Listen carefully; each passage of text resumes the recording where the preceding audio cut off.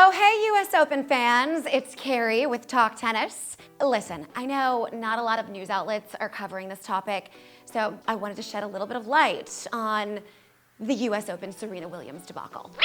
You're welcome. Hashtag this mama, aka Serena Williams, entered her second Grand Slam final in a row. She was defeated by Angelique Kerber at Wimbledon, but made her way back into the finals at the recent US Open. As we all know, Serena Williams added to her list of accomplishments mother to adorable Olympia with her husband and Reddit co-founder Alexis Ohanian not too long ago. Anyone who has bared a child can tell you the difficulties women endure trying to get back to their pre-baby selves. Oh, I can't tell you myself because my only children are fur babies, but that seems to be what a good majority of women say. Sometimes being the best is actually a hard place to be. And Serena really added to that by winning the Australian Open 2017 while pregnant. I mean, she really left the sport on maternity leave, setting the bar high for herself. Geez, Serena, how dare you be so good at tennis? So upon Serena's triumphant return to the game, a lot of people's expectations of her stayed where she left them, at a really high bar.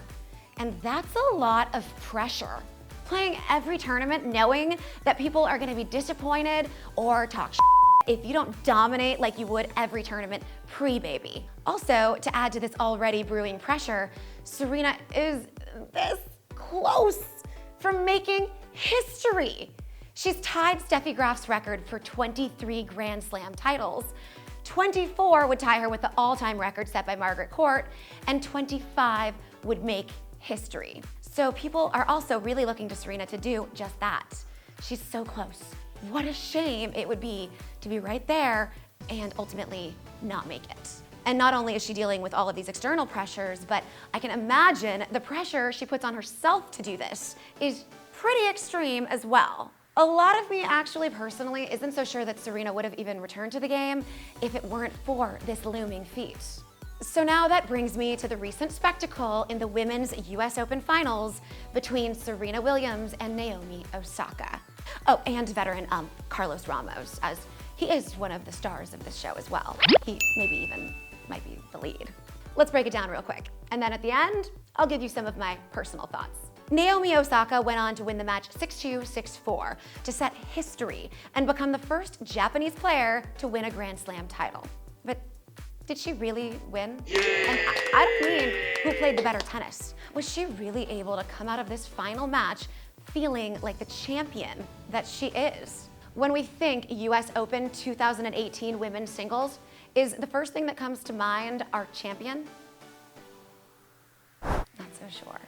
Naomi Osaka, only 20 years old, came into the first set like a wrecking ball. I came in like a wrecking ball. No doubt, Osaka outplayed Serena in this first set. Williams' first set was entirely plagued by errors, finishing with 13 unforced errors, 4 double faults, and just a 38% first serve rate. Not good. Undoubtedly frustrated by this, afraid of squandering this opportunity, Serena was surely feeling the weight of the bricks on bricks on bricks on bricks of pressure that were tumbling down on her. Now, into the tragic second set we go, where the melodrama begins. Obviously, there's a lot to say about what just went down at the US Open, so I've got some notes here that I'm gonna refer to. Don't judge me, but I wanna make sure that I don't miss anything. So the big topic at hand here is Carlos Ramos, who is a veteran in the game, issued Serena Williams 3 code of conduct violations. First, for coaching. Second, for racket abuse, when she smacked her racket and literally shattered the frame, and that led to a point deduction. And then the third really essential moment here, when Carlos Ramos made a call on Serena for verbal abuse, for calling him a thief. And he decided to take away a game in the second set and make it 5-3 Osaka.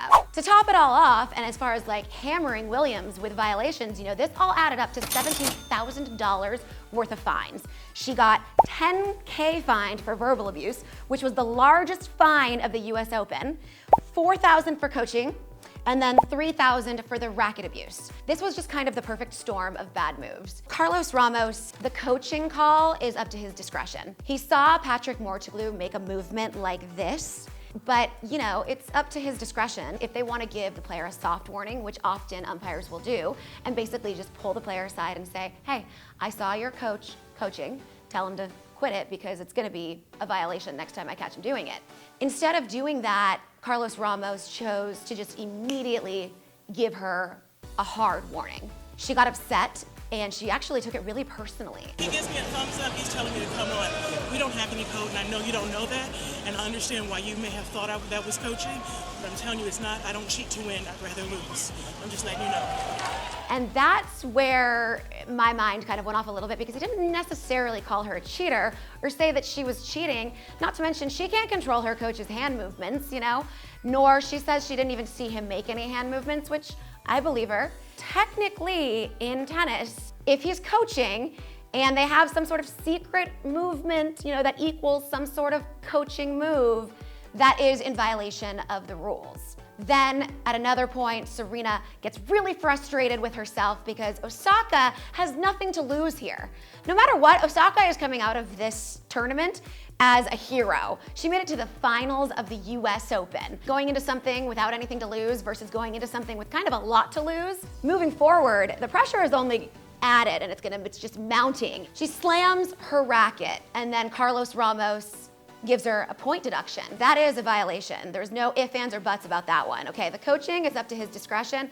A racket slam, that's a pretty obvious one. That's a violation. But had he given her a soft warning and not a hard warning at first for the coaching, then this wouldn't have necessarily been a point violation. If you get one hard warning, the second one is automatically a point violation no matter what the umpire says. This is not up to his discretion. And then she got real pissed. She proceeded to go after Carlos Ramos, going in, and it's like she couldn't drop it. She said, "You'll never be an umpire on one of my courts ever again, mark my words." You owe me an apology. You will never, ever, ever be on another court of mine as long as you live. She had thought that the original warning got demoted to a soft warning. And so in her mind, no matter what, she may get a warning, but she's not gonna get a point violation. So then when she does get one, it's surprising. And she called him a thief. So the big question at hand and the big debate among everyone really is thief a strong enough word to be considered accusing Carlos Ramos of being dishonest? Was that a strong enough word to then get a game violation at such a crucial moment in a Grand Slam final? How can you recover from that? Clearly, Serena was so worked up. Those emotions played a huge part in her second set. So let's talk about Patrick Mouratoglou and coaching for just a moment. He said later, yes, I was coaching, but everybody coaches. Even Osaka's coach was coaching. Everyone does it. It's a normal thing. No umps ever issue hard warnings for this kind of a thing. If anything, it would just be a soft warning. That is true. He's not wrong. But the fact of the matter, Patrick McEnroe said this on an interview, if you speed, you can get caught. You may get an officer that's just having a really nice day and he issues you a warning and no ticket, or you might get a ticket. And guess what? You still did break the law. Even though we all speed, if you get caught, you still gotta face the consequences. Carlos Ramos is known for being very strict to the rules and the guidelines. He's even been really strict with other big players, most namely Rafa Nadal. Rafa Nadal has also gotten into an interaction with him on court before, where Rafa also said, "You will never be an ump on my court again." Usually Rafa drops it and he continues on with his match. He's issued Rafa multiple point violations as well for taking too much time between games, between points. So this isn't necessarily something new for Carlos Ramos. He's known for being a stickler. Serena, after this point violation, said this wouldn't happen to a man. Men out here that do lot worse because I'm a woman. Because I'm a woman, you're gonna take this away from me?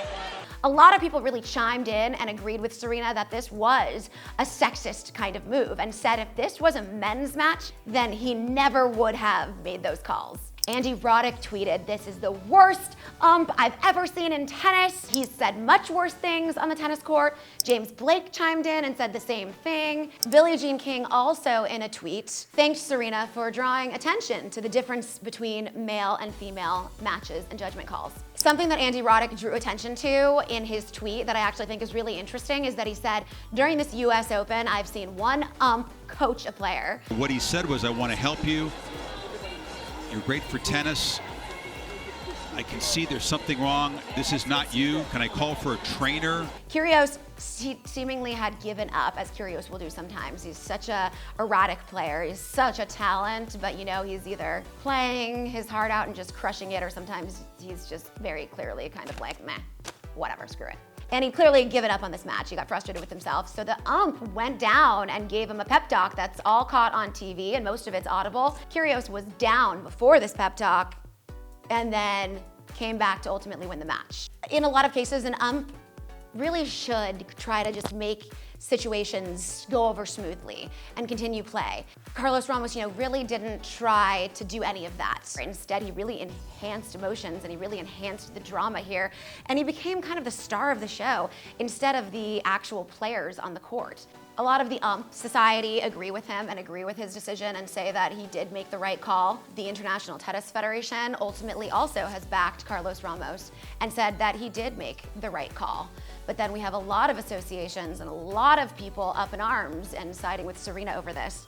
Katrina Adams, the president of the United States Tennis Association, she said, I would say last night is unfortunate. We have to have consistency, because when you look at what the women, in this case Serena, are feeling, we watch the guys do this all the time. The WTA, which is the governing body for women's tennis, criticized Ramos' officiating and said, the WTA believes there should be no difference in standards of tolerance provided to the emotions expressed by men versus women, and is committed to working with the sport to ensure that all players are treated the same. We do not believe that this was done last night. Now let's talk about Naomi Osaka real quick.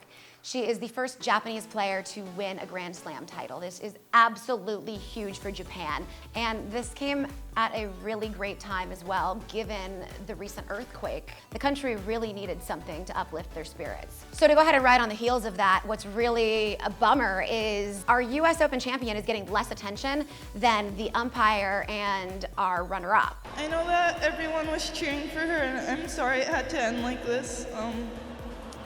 That's super unfortunate. Also, what really is a shame is that forever Osaka is going to be faced with people being like, well, maybe this perhaps would have gone a different way had all of that turmoil and drama not happened in the second set. And that's so horrible. Imagine to win the championships, but then have people be like, well, you won, but sort of. She might be home thinking, oh wow, had all that not happened, would I be here with this trophy? Going down in history, looking back on the US Open 2018, less are we gonna remember Naomi Osaka and her making history as the first Japanese player to win a Grand Slam title, as we are Carlos Rama and the drama that ensued between him and Serena Williams. It's awful. Osaka deserves the credit, and that's that. But unfortunately, I don't think she's ever gonna get the credit that she deserves, and this is never gonna feel as pure of a win as it should feel like. I don't want to look back on the US Open 2018 like this, but such is such. Both played a part to me. What do you guys think about this? Are you team Serena, or are you team Carlos Ramos, or are you kind of in the middle a little bit like me? Wish I could take a side, because I know that's what people really want, but that's my honest opinion on this. Shame on both of them.